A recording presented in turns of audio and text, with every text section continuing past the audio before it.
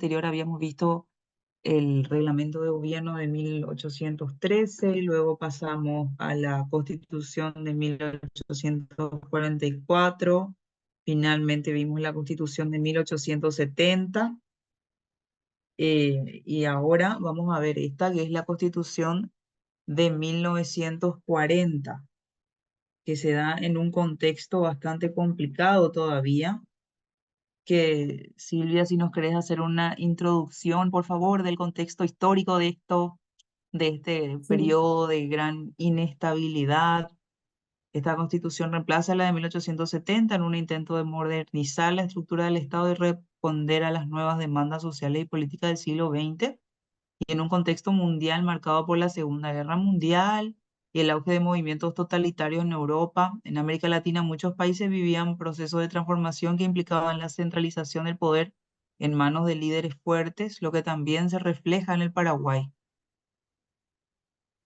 así es. Silvia, adelante. Sí, para contextualizar lo que fue el surgimiento de la Constitución del 40, gente.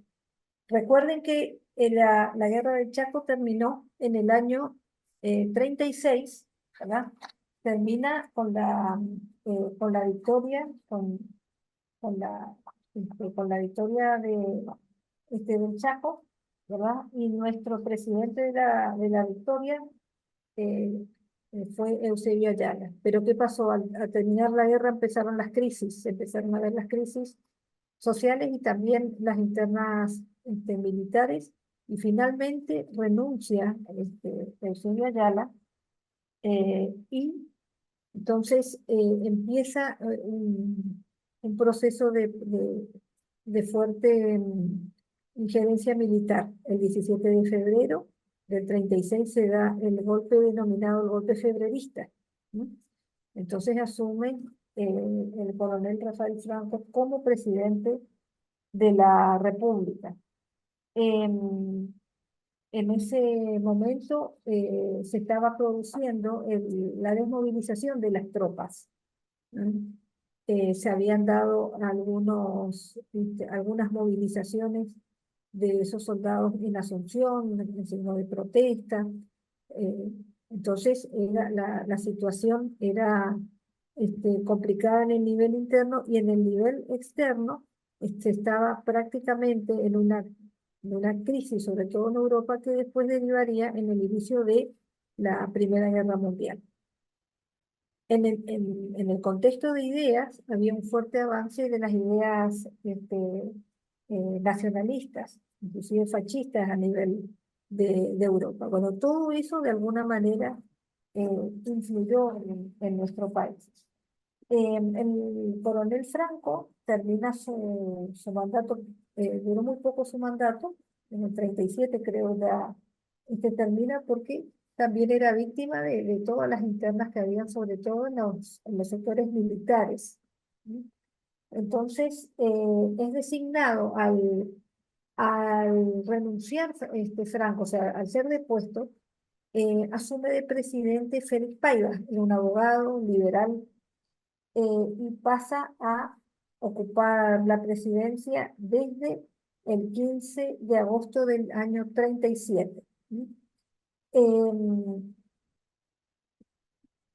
En el gobierno de Franco, esto es importante destacar, se había dejado ya de lado, se había sacado la Constitución del 70. ¿Sí? La Constitución del 70 no estaba rigiendo. Entonces, Paiva pone como condición que vuelva a regir la Constitución de 1870, que es, como sabemos, la Constitución liberal. En su gobierno, que era un tanto débil porque estaba muy condicionado por la situación, la situación social y sobre todo el condicionante militar. A pesar de eso, Paiva hizo un gobierno dentro de todo, atendiendo a algunos reclamos ya de la época. Por ejemplo, se crea la Facultad de Odontología durante su gobierno, y sobre todo él condiciona mucho poder tener en su gabinete a figuras liberales, a dirigentes liberales, ¿verdad? Se crea la Facultad de Química, de Farmacia. En ese momento se da el tratado se hace el tratado con Bolivia en el año 38. em, a pesar de eso, seguían las pequeñas crisis. Él retoma el respeto a la división de poderes y eh, nuevamente el Congreso vuelve a constituirse. Esto ocurrió en el año 38 y se produce en su gobierno una nueva crisis dentro del ejército, una más, que había mostrado su disconformidad con lo que les contaba, con la participación de dirigentes liberales en el gabinete de Paya. ¿Mm? Bueno, esto termina con la renuncia de, de Paiva, que ya veía toda la situación, el malestar bastante creciente, y ya los militares que empiezan a tener, van consolidando su injerencia, le ven al general Estigarribia como una solución política al país, porque Estigarribia venía de ser el general triunfante, ¿verdad? De la guerra. Entonces, empiezan a verlo como una figura que podía darle un poco de tranquilidad y de paz al país. ¿Mm? Entonces, el Partido Liberal haciéndose cargo de esa expectativa que había en el país respecto de Estigarribia y postula entonces la fórmula Estigarribia-Riar y es elegido. Estigarribia no tenía contrincantes dentro del partido y termina siendo elegido en 1939. A partir de ahí empieza a gobernar y inmediatamente se empieza a trabajar por esto que cuenta María Inés, que es la Constitución del 40. Ahí está María Inés, entonces a tu cargo ya la descripción de la Constitución. Perfecto, muchísimas gracias. Entonces, quiero leerle una nota al margen aquí a la Constitución. Después del autogolpe de Estado del 18 de febrero de 1940, y contrariamente a la promesa contenida en la proclama del general Estigarribia, no se produjo la convocatoria a Convención Nacional Constituyente, sino que la nueva Constitución fue promulgada por decreto del 10 de julio, sometida a un plebiscito el 4 de agosto y jurada el 15 de agosto de ese año. Procedimientos estos no prescriptos por la Constitución del 70 para su reforma. Entonces vemos que desde su nacimiento esta Constitución fue irregular, fue una constitución inconstitucional, por decir así. Existe toda una rama ahí sobre las constituciones inconstitucionales, aquellas que no respetan el proceso de reforma que está eh, previsto en la constitución anterior, en la constitución a que vienen a reemplazar, porque no es una constitución originaria. Este término creo que no llegamos a ver en la primera clase. Las constituciones pueden ser originarias o derivadas. Originarias se dicen de las constituciones que nacen, por ejemplo, de una revolución o que nacen, que nacen cuando nace un estado que se acaba de descolonizar, por ejemplo.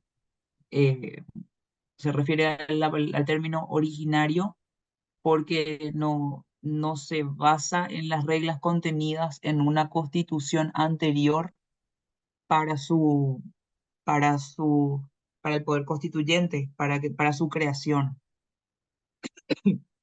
O también pueden ser derivadas.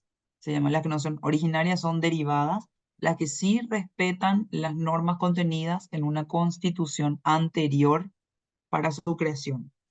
Y esta constitución de 1940, a pesar que debiera ser derivada de la de 1870, o sea, debería haber respetado el proceso previsto en 1800, en la Constitución de 1870 para su creación, ya vemos que desde su creación no fue así. No se respeta el procedimiento previsto en la Constitución de 1870, que estaba previsto en el artículo 122 de la Constitución de 1870, vemos, ninguna reforma podrá hacerse a esta Constitución total ni parcialmente hasta pasados 5 años de su promulgación. Bueno, eso sí, pasaron 5 años. Declarada por el Congreso con 2/3 del voto del total de sus miembros la necesidad de la reforma, se convocará una convención de ciudadanos a quienes compete exclusivamente la facultad de hacer reformas. Y estas serán elegidos directamente por el pueblo, igual número de diputados y senadores. Entonces, esos mínimos requisitos eran los que se tenían que tener en cuenta para hacer una reforma constitucional de acuerdo a la ley del momento. Sin embargo, vemos que no fue así.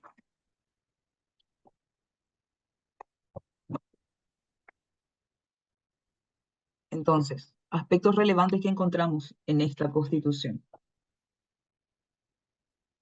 Además de ese punto, algo que destaca mucho en esta Constitución es que tiene un visto y considerando como, eh, como preámbulo, por decir así. No tiene como un preámbulo propio, como el hermoso preámbulo que tenía la Constitución de 1870. Este solamente describe la situación, la circunstancia en la que se encontraban los instrumentos. Voy a leer un pedacito. Los instrumentos políticos con el que contaba el Estado para gobernar a la nación y alcanzar estos fines eran deficientes e ineficaces, circunstancia que obligó a declarar la caducidad de la Constitución de 1870 como un paso preliminar para dar cima a la reforma total de la misma, en cumplimiento de la decisión del Honorable Congreso Legislativo del 16 de febrero último. Desde entonces, la anarquía social y política ha encontrado en su desborde un fuerte dique. El gobierno ha consolidado su autoridad y el pueblo trabaja con garantías. Sin embargo, la amenaza al orden y al progreso no ha desaparecido totalmente. El país no se halla en condiciones electorales normales. Los partidos políticos, en vez de ser órganos de una democracia legalista, se resienten siempre de pesadas herencias, como comprueba la negativa de algunos de ellos, juntamente con otros núcleos actuantes de opinión, a colaborar en la redacción del proyecto de constitución. Esto que les estoy leyendo es lo que les describía como preámbulo de esta constitución de 1940 y es casi del libro, algo que vamos a encontrar en todas las constituciones populistas autoritarias, que se visten más o menos así con las circunstancias políticas críticas del momento para la necesidad eh, de justificar la reunión absoluta del poder en una sola persona autoritaria. Entonces, siguiendo, también dice al final, visto el anteproyecto de constitución presentado por la comisión redactora que se creó por decreto 1077 en cumplimiento de la ley del 16 de febrero, animado del más puro sentimiento cívico, deseoso de garantizar el trabajo pacífico, de realizar la concordia de la familia paraguaya y con el pensamiento puesto en el porvenir de la nación, yo, José Félix Estigarribia, presidente de la República de Paraguay, decreto y sanciono la entrada en vigencia de la presente Constitución. Y esta frase que les acabo de leer es lo que hace que esta Constitución entre perfectamente en la categoría que habíamos visto de constituciones otorgadas, porque no tuvimos una convención constituyente electa en elecciones abiertas por el pueblo, sino que por decreto se tuvo un anteproyecto de constitución y fue promulgado directamente por el presidente, justificando que la inestabilidad supuesta en la que se encontraba el país en ese momento, en su habitación hizo la carta política, dice Juan Carlos. Lo que les decía, que esto es del libro de lo que vemos de las constituciones autoritarias. Eh, Esta justificación así entre de la crisis política y de la necesidad de eh,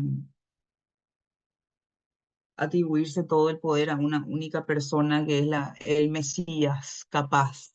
de restablecer el orden. Entonces, cuidado con esto. Siempre hay que tener mucho cuidado con, con estos momentos críticos de inestabilidad, de no caer en la tentación de querer pensar de que con el autoritarismo se solucionan las cosas. Siempre hay que encontrar el diálogo, permitir la participación de todos los sectores políticos para llegar a un acuerdo donde poder tener una constitución viable con la que todos nos sintamos identificados, que eso es trascendental para la verdadera aplicación de la constitución, o si no tenemos una constitución que en realidad no, no se aplica, o peor todavía, que solamente favorece abiertamente a un sector privilegiado que fue el que tuvo acceso y participación en su momento a la creación, desentendiéndose del resto de los habitantes. Bueno, prosiguiendo con el análisis de la Constitución, vamos a ver ciertos aspectos relevantes de esta Constitución. Centralización del poder en el Ejecutivo.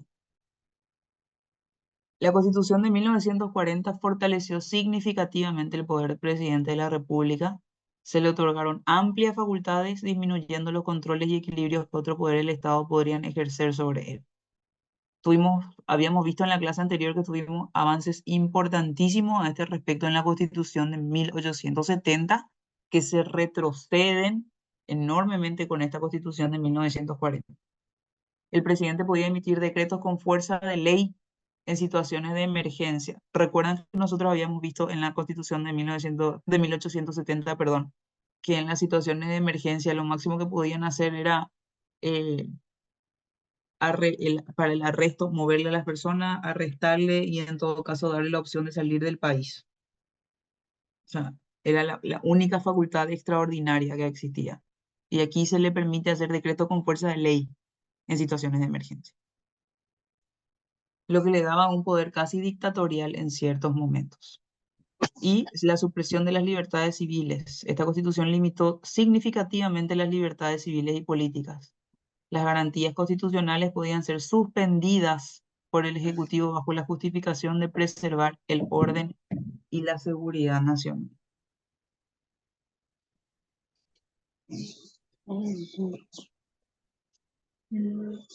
Vemos que la estructura del Congreso sigue siendo bicameral, todavía está compuesto por la Cámara de Senadores y Cámara de Diputados. Sin embargo, la influencia del legislativo se redujo frente a la del Ejecutivo y vemos eso claramente cuando aquí en los artículos que describen las atribuciones del Ejecutivo y las del Legislativo. Incluso se le permite una reelección por un periodo. eh, Jefe supremo del Estado tiene a su cargo la administración general del país, tiene a su cargo el manejo de las relaciones exteriores, nombra a los miembros de la Corte Suprema con acuerdo del Consejo de Estado, ni siquiera hay intervención del legislativo aquí. Puede conmutar las penas, nombra a los agentes diplomáticos, ejerce los derechos del Patronato Nacional de la República en representación de arzobispos y obispos. Inaugura anualmente las sesiones de la Cámara de Representantes, hace recordar las rentas, negocia y firma tratados de paz, provee los grados militares de la República, dicta los reglamentos militares, declara la guerra, restablece la paz con dictamen del Consejo de Estado. Y la autorización, acá es lo único que bonito, autorización de la Cámara de Representantes. Eh, y así, acá, artículo 55, por ejemplo, solo el Poder Ejecutivo corresponde a la iniciativa en materia de gastos y de reclutamiento, movilización de tropas. El Poder Ejecutivo adoptará planes de redistribución de las poblaciones actuales por razones económicas, sociales, salud pública, defensa nacional. Y así. Y se crea este órgano del Consejo de Estado, que formará en parte los ministros del Ejecutivo, rector de la Universidad, arzobispo del Paraguay, un representante de comercio, dos de industrias, el presidente del Banco de la República, un representante del Ejército, de la Marina, y esto es, la forma de designación de los consejeros no sean natos, será determinada por la ley. Los miembros del primer Consejo de Estado serán designados por el presidente de la República. Y este consejo tiene la atribución de dictaminar sobre los proyectos de decreto, dictaminar sobre asuntos de política internacional, prestar acuerdo para la designación de los miembros de la Corte Suprema, prestar acuerdo para los ascensos militares, dictaminar sobre asuntos de orden financiero y económico. O sea, tenemos un órgano que no es representativo, no es el legislativo, no tiene ningún miembro que sea electo por el pueblo, no hay luego ningún otra, o sea, son naturales aquí en la Constitución quienes forman parte de ese consejo y su, en todo caso lo que hacen son consejeros del Estado. O sea, no, el único órgano para decir que el presidente no tiene el poder absoluto es este Consejo del Estado. Y por ende la Cámara de Representantes que vemos que existe, no, no tiene, o sea, se le merma muchísimo las funciones que les deberían corresponder. La Cámara de Representantes se compondrá de miembros elegidos directamente por el pueblo, de acuerdo con la ley electoral que se dictará oportunamente, en razón de uno por cada 25.000 habitantes. Los representantes durarán 5 años en el ejercicio de su mandato. La Cámara se reunirá en sesión ordinaria. La Cámara es juez exclusivo de la elección, derechos y títulos de sus miembros. Ella podrá con 2/3 de votos corregir a cualquiera de sus miembros por desorden de conducta en el ejercicio de sus funciones o removerlos por inhabilidad física o moral y excluirlos de su seno. Miren un poco este artículo 71 acá, está bastante mejor redactado que la pérdida de investidura que tenemos hoy, porque dice claramente la Cámara es juez exclusivo de la elección y derechos y títulos de sus miembros. Ella podrá con 2/3 de votos, 2/3, no la mitad más uno como hicieron por ejemplo el juicio de Katia, 2/3 de votos, corregir a cualquiera de sus miembros por desorden de conducta en el ejercicio de funciones o removerlo por inhabilidad física moral y excluirlos de su seno. Pero bastará la mayoría para decidir en las renuncias que voluntariamente hicieren de sus cargos. Solamente en el caso de renuncia es que se puede tener una mayoría simple. La Cámara constituirá sus autoridades y hará su propio reglamento.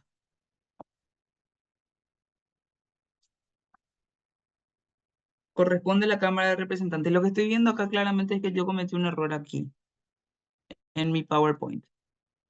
A tener en cuenta, ¿dónde está? Yo puse acá que tenemos un Congreso bicameral y no es así, tenemos una sola Cámara. Acá está. Seguía siendo bicameral, no seguía siendo bicameral. Entonces, eso está mal en mi PowerPoint para tener en cuenta. Tenemos un Congreso de una sola Cámara. Y corresponde a la Cámara legislar sobre la organización municipal, legislar sobre impuestos, tasas, contribuciones, autorizar a la contratación. Olis, espera que vamos a silenciar el micrófono. Aquí, tío. Ya está.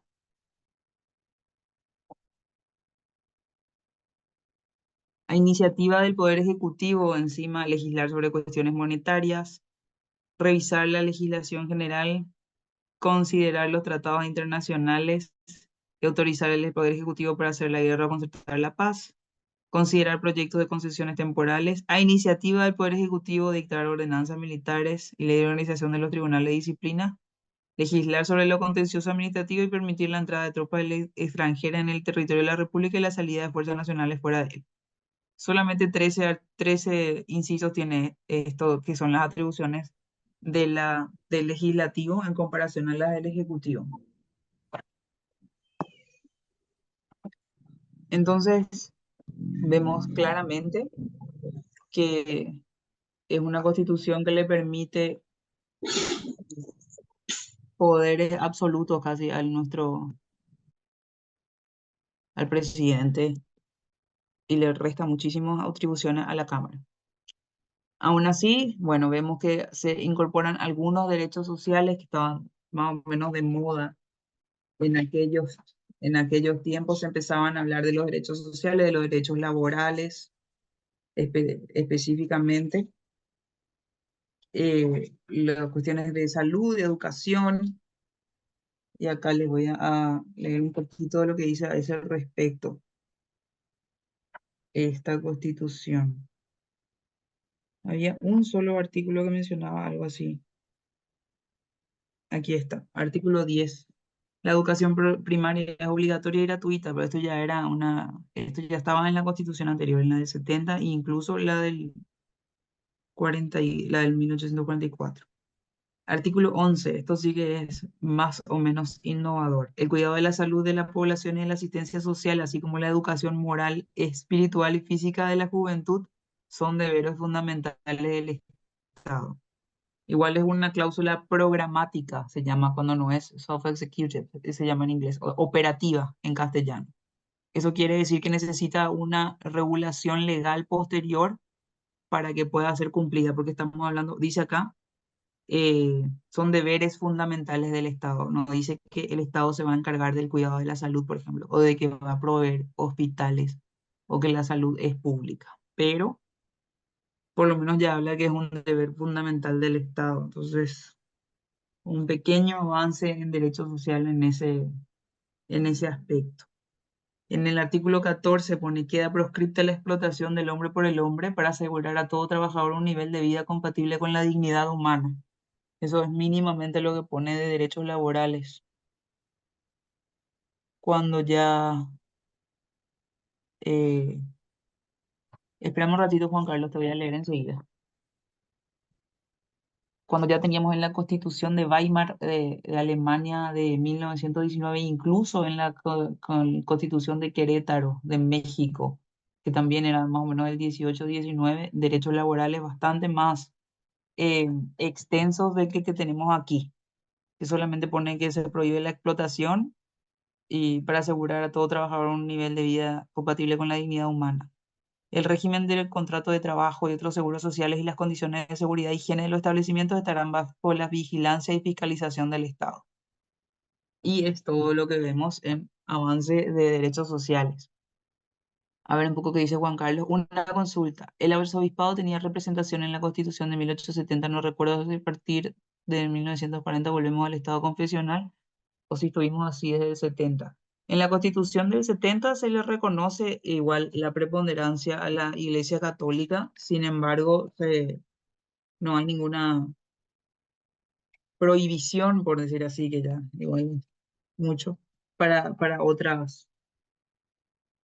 para otras religiones. Te voy a decir específicamente lo que dice porque acá está. En el artículo tercero de la Constitución de 1870 pone, la religión del Estado es la católica, apostólica romana. Entonces tampoco era un Estado eh, aconfesional o laico, porque pone claramente la religión del Estado es la católica. Debiendo ser el paraguayo el jefe de la iglesia, sin embargo, el Congreso no podrá prohibir el ejercicio de cualquier otra religión en todo el territorio de la República. Eso es lo que dice la del 70 a este respecto. Y esta del 40 dice que se toleran otras religiones. Vi esto por aquí en algún lado. Se toleran, así. No encuentro dónde está, pero enseguida me va a acercar porque subrayé el hecho de que toleran otras religiones.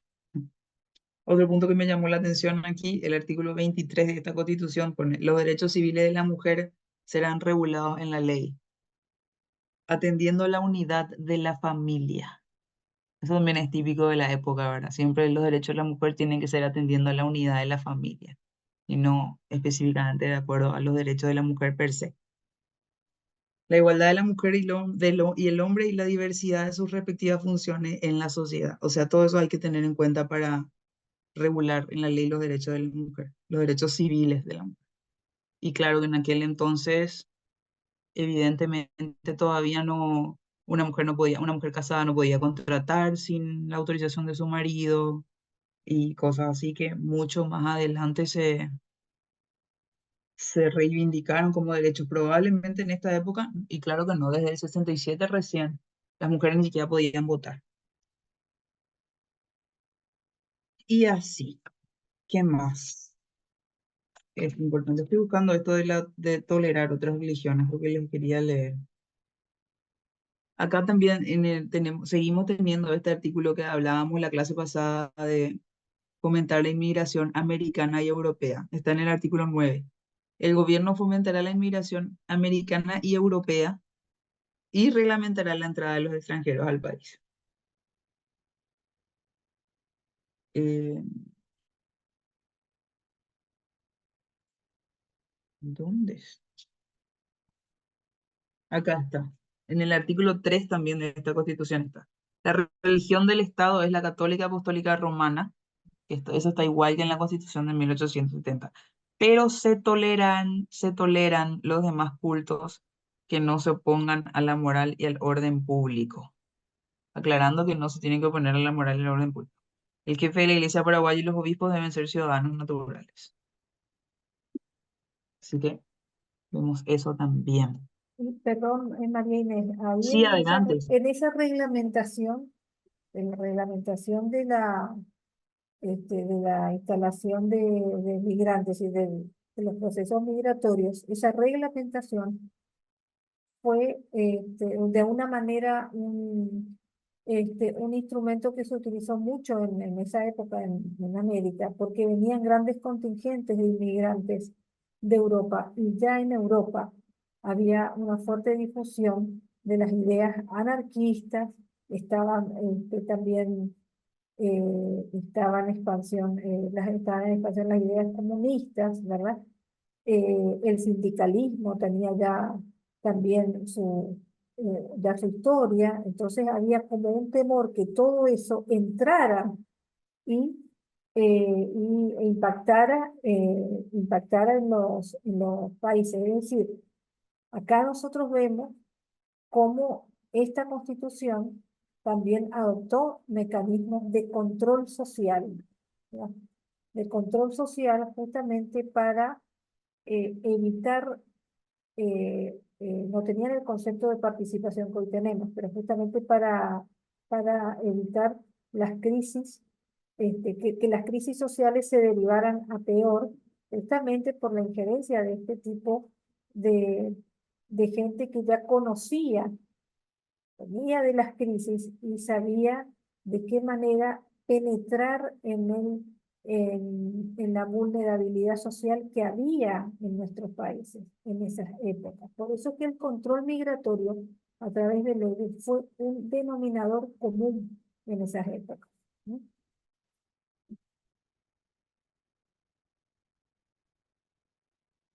Pues, eso Comprendo. se ve. Sí, así es. Eso tiene mucho sentido y porque era un problema generalizado en varios países latinoamericanos en aquel entonces de toda la inmigración europea y de la gente que venía corriendo los problemas de Europa, además, Claro. Y y además trayendo sus ideas. y además es interesante, gente, ver que este modelo de constitución autoritaria, ¿verdad? Este fue un modelo que después ahora después nos va a contar la profesora, se va a seguir replicando, pero fue también concebido bajo el concepto de que desde la concentración del poder en el Estado se podía intervenir en los graves problemas sociales, ¿verdad? Pero fíjense que para poder intervenir en los graves problemas sociales es necesario tener instrumentos jurídicos importantes, válidos y que tengan peso, ¿sí?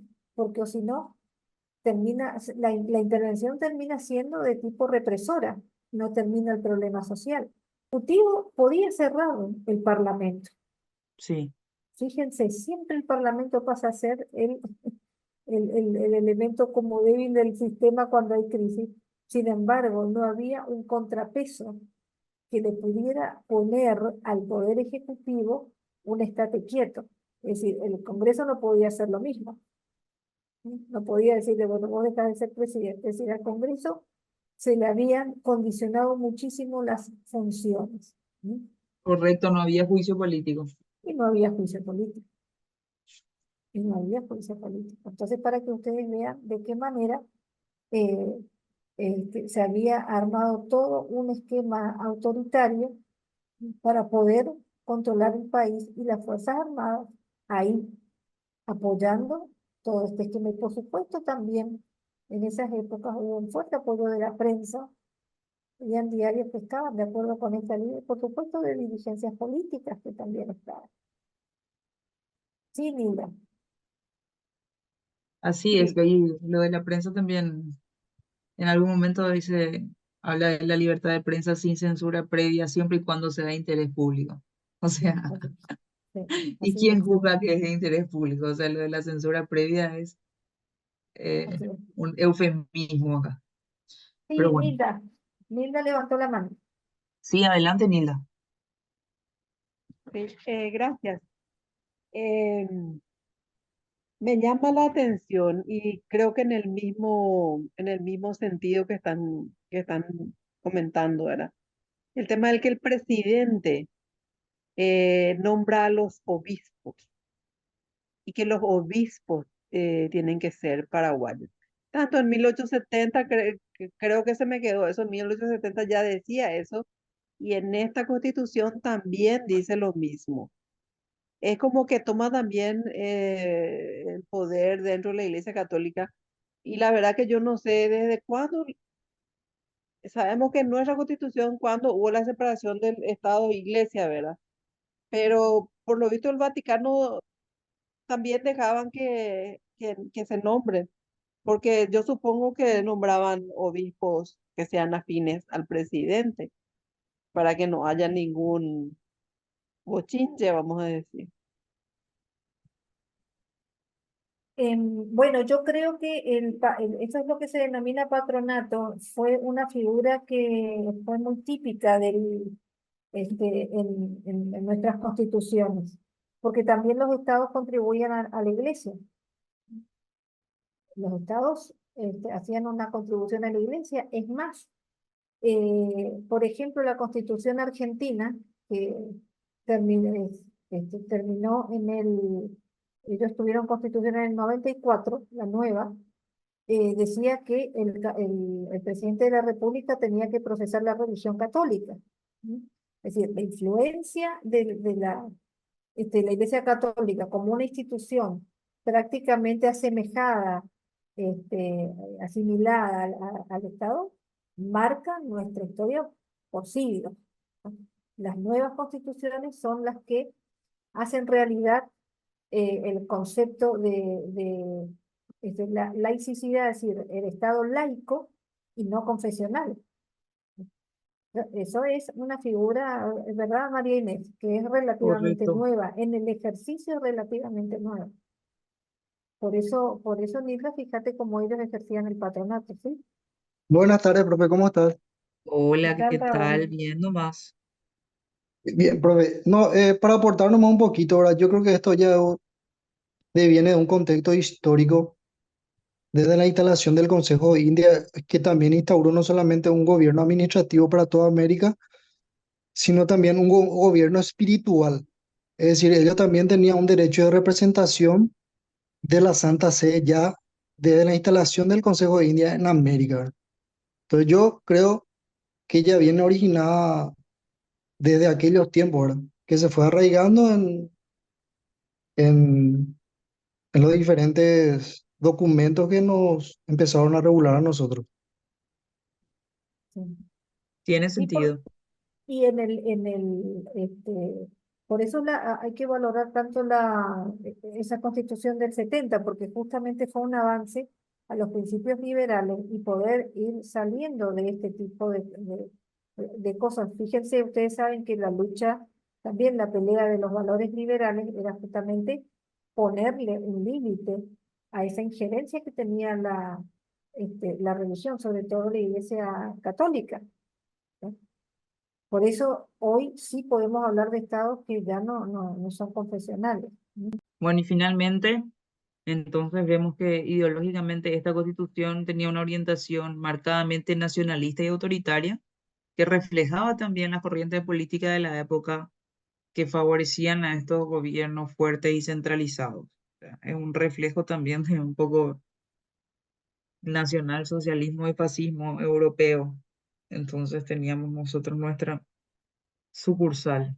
Y en muchos otros países de Latinoamérica tampoco somos una excepción en este aspecto, era parte de lo que se vivía en aquellos tiempos. Si me permitís, quiero Contame. leerles algo interesante. Es una pequeña lectura.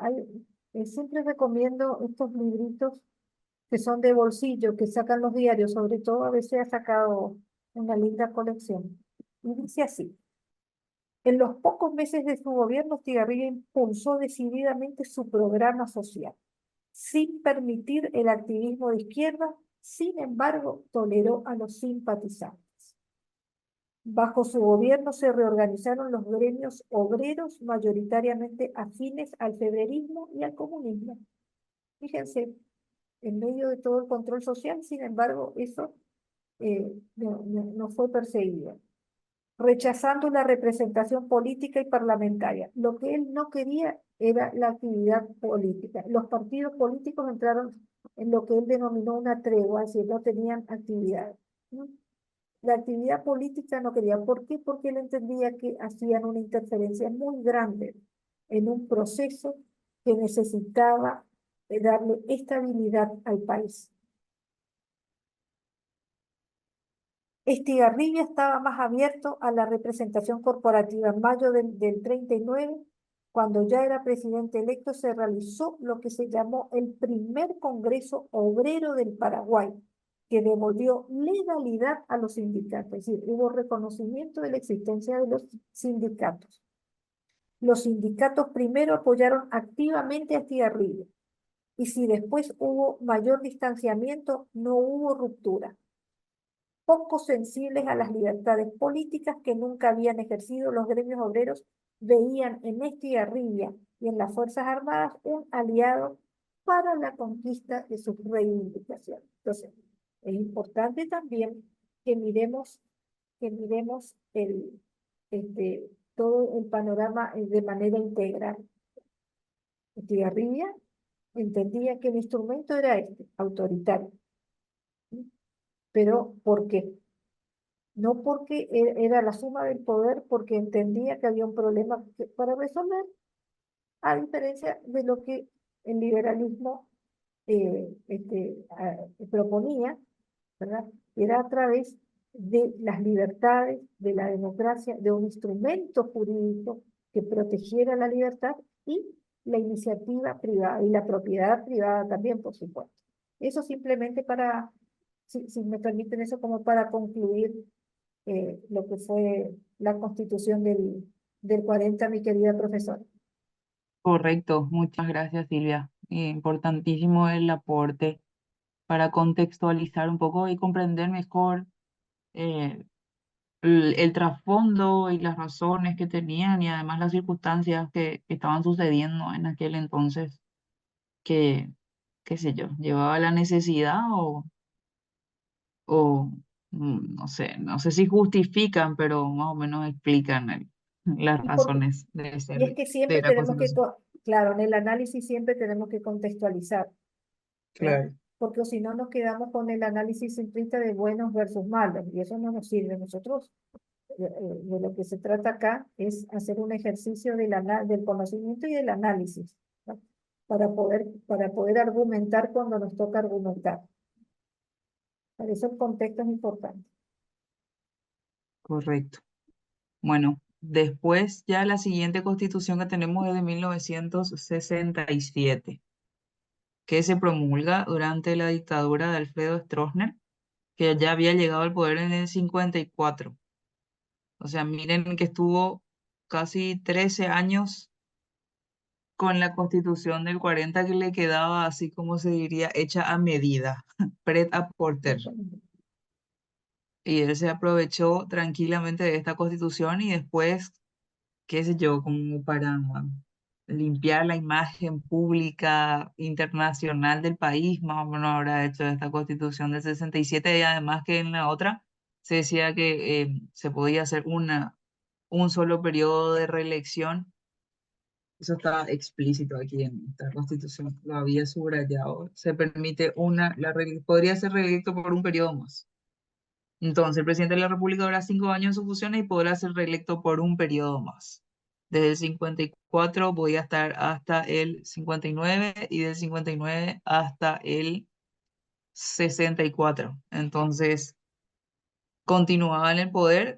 Claramente ya esto era inconstitucional, así que necesitaban una nueva constitución para seguir en el poder. Y así nace esta constitución de 1967. el contexto histórico-político, vemos que se promulgó durante la dictadura de Stroessner, quien había llegado al poder en el 54 mediante un golpe de Estado. Se mantuvo en el poder hasta el 89, como bien sabemos, conciliando uno de los regímenes más longevos y autoritarios de América Latina. Y en el ámbito internacional, la Guerra Fría, Estados Unidos y la Unión Soviética compitiendo por influir en América Latina, y en este contexto Stroessner se alinea con Estados Unidos, recibiendo apoyo a cambio de posicionarse contra el comunismo. Aspectos relevantes de esta constitución: la consolidación del poder autoritario. La Constitución del 67 institucionalizó el régimen autoritario de Stroessner. El presidente tenía control sobre las Fuerzas Armadas, la policía y podía suspender garantías constitucionales. Se permitió la reelección presidencial indefinida, lo que legalizó la permanencia de Stroessner en el poder. Bueno, esto no es tan así. En un principio no, pero después hubo una modificación justamente para eternizarlo en el poder. A ver un poco cómo está esto. Posiciones finales y transitorias.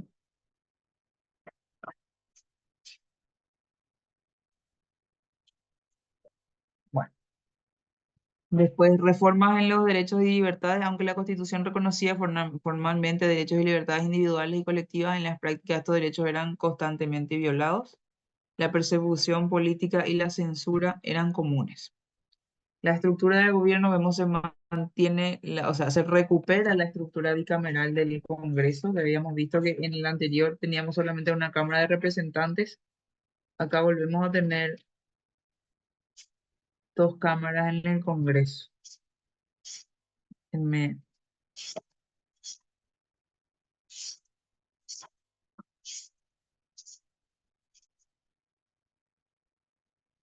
Acá está.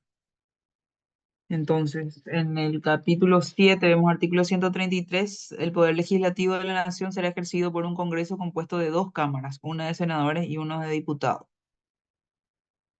eh, Disposiciones comunes a ambas cámaras. Las elecciones ordinarias para la integración del Congreso será simultáneamente con las del presidente. La ley fijará el número de senadores y diputados titulares y suplentes. Los senadores y diputados titulares y suplentes serán elegidos por 5 años y podrán ser reelectos.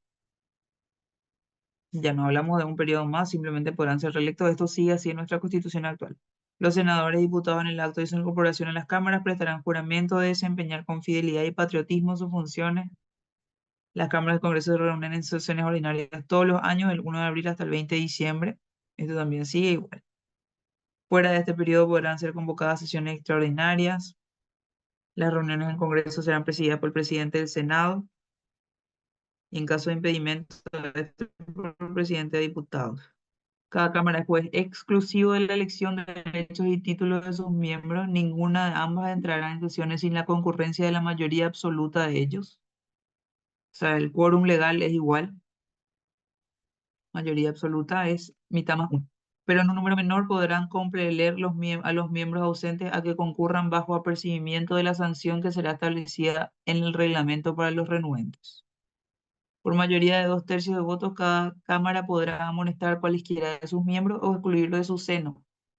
Aquí también vemos que se repite este artículo que vimos que estaban en la Constitución del 40 y que en la actual no está así, y ojalá hubiese estado por lo menos para tener una regla clara en ese aspecto, en el tema de la pérdida de investidura, que hoy no está regulado en la Constitución, y la ley que se hizo en su momento, todos sabemos que no se aplicó a la hora de la verdad. Acá vemos claramente, miren, por mayoría de 2/3 de votos, cada cámara podrá amonestar a cualquiera de sus miembros o excluirlo de su seno por desorden de conducta en el ejercicio de sus funciones, por incapacidad o inhabilidad física o mental debidamente comprobada. En los casos de renuncia se decidirá por mayoría simple. Por lo menos acá se establecen 2/3 y se establecen algunas causales. Pero esta causal también es súper amplia. Desorden de conducta en el ejercicio de sus funciones puede ser cualquier cosa. Otra vez, siempre va a ser un peligro cuando la mayoría pueda decidir sencillamente deshacerse de unos miembros que que no se alineen a la mayoría, que siempre las minorías van a estar en peligro en este caso. Ya tenían fueros, por lo menos acá en el 142 vemos, ningún miembro del Congreso puede ser acusado ni interrogado judicialmente por las opiniones que emita en el desempeño de sus funciones de legislador. O sea, ya tenía inviolabilidad de opinión. Desde el día de su elección hasta su cesamiento, ningún senador o diputado podrá ser detenido, salvo que fuera hallado en flagrante delito. Esto también sigue igual. Ya tenían sus fueros. En este caso, la autoridad interviniente lo pondrá bajo custodia en su residencia y dará cuenta inmediata del hecho a la Cámara respectiva y remitirá los antecedentes a la justicia ordinaria. Ahora, cabe preguntarse si los fueros le sirvieron realmente a los legisladores de oposición que en algún momento expresaron su oposición durante la vigencia de la Constitución del 67. Pero eso lo dejo ahí por ahora. Vamos a seguir. Estructura del gobierno se mantuvo entonces, se reincorpora la estructura bicameral que se perdió en la Constitución de 1940, pero este órgano tenía muy poco poder real frente al Ejecutivo. El Congreso estaba dominado por el Partido Colorado que apoyaba a Stroessner. Esto ya es sabido. El Poder Judicial no era independiente y estaba subordinado al Ejecutivo. Estas son cuestiones que si bien constitucionalmente no están así claras a, a los ojos de la comunidad internacional, nuestra Constitución respetaba las normas estándares de las constituciones internacionalmente hablando, pero en la aplicación del dicho al hecho hay un largo trecho. Eh, el Poder Judicial de la República será ejercido por una Corte Suprema compuesta de no menos de 5 miembros y tribunales y juzgados ejercidos por esta ley, que establezca la ley, perdón. Para ser miembro de la Corte se requiere nacionalidad paraguaya, cumplir 35 años, título universitario de doctor en Derecho, reconocida experiencia en materia jurídica. Esto es, el Poder Ejecutivo designará a los miembros de la Corte Suprema de Justicia y los tribunales, a los jueces y demás magistrados del Poder Judicial por el procedimiento establecido en esta Constitución. O sea, imagínense esto, el Ejecutivo designa directamente no solamente a los miembros de la Corte, sino a todos los tribunales y jueces.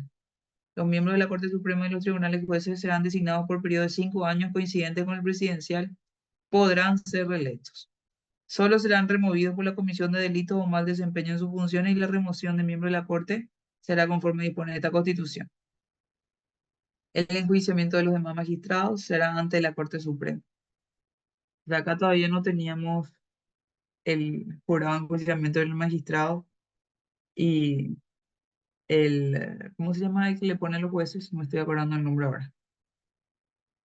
La otra, el otro órgano que se El crea, Consejo de la Magistratura. el Consejo de la Magistratura, gracias, el otro órgano que creamos en la Constitución del 92. Acá todo dependía del presidente. Los miembros de la Corte Suprema prestarán ante el presidente de la República juramento y los jueces y demás magistrados presentarán ante la Corte. Y así, bueno, ¿qué más? Constitución, a esto se refiere este punto, que el Poder Judicial no era independiente y estaba subordinado al Ejecutivo. Constitución económica. La Constitución del 67 introdujo ciertos principios de economía de mercado, favoreciendo inversión extranjera y la modernización económica, pero siempre bajo el control del régimen. También hay que decir que por lo menos en papel, esta Constitución introduce varios de los derechos sociales o de tercera generación. Vemos así aquí en materia de salud, en el artículo 93, todos los habitantes tienen derecho a la protección y promoción de la salud. Están obligados a someterse a las medidas sanitarias que establezca la ley dentro de los límites permitidos por el respeto a la personalidad humana. La ley dispondrá el régimen para la asistencia de los enfermos carentes de recursos y los inválidos, ancianos e indigentes. La prevención y el control de las enfermedades transmisibles serán funciones principales del organismo de la salud pública. Entonces vemos un poco más de regulación con respecto a las atribuciones del Estado con respecto a materia de salud. Gracias, María del Carmen. Sí, Consejo de la Magistratura. Ahí está. Después vemos aquí derechos económicos. El Estado promoverá el desarrollo económico mediante la utilización racional de los recursos disponibles. La iniciativa privada será estimulada. en función al artículo precedente, que es el que vamos a ver. Eh, Eso, ¿qué más? ¿Qué más? Derecho de los trabajadores, también queda proscrita la explotación del hombre por el hombre. Esto ya vimos que estaba también en la Constitución anterior. La ley penal sancionará como delito cualquier forma de servidumbre o dependencia personal incompatible con la dignidad humana. El trabajo será objeto de protección especial y no estará sujeto a otras condiciones que las establecidas para mejorar la situación material, moral e intelectual del trabajador.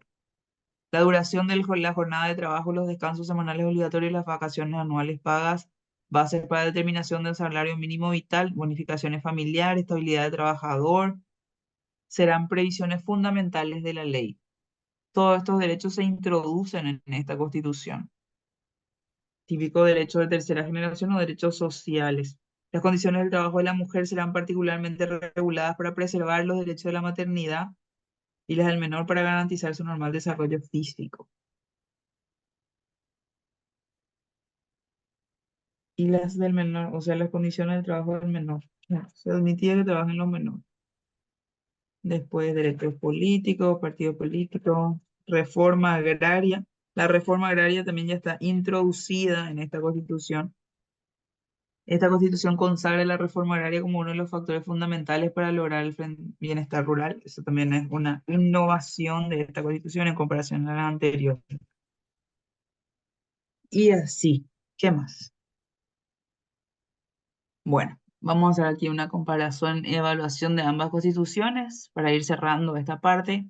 Ambas constituciones reflejan periodos de centralización del poder en el Ejecutivo y la limitación de las libertades civiles y políticas en ambas, aunque se reconoce formalmente ciertos derechos sociales y económicos, la práctica estaba dominada por la represión y la falta de democracia. Y diferencias en la Constitución del 40. Vemos una orientación más transitoria de respuesta a un contexto de inestabilidad, mientras que la del 67 buscó institucionalizar y perpetuar el régimen autoritario de Stroessner. Y en el 40, aunque el poder se centralizó, no se institucionalizó en un partido único de la manera que lo hizo la del 67 con el Partido Colorado.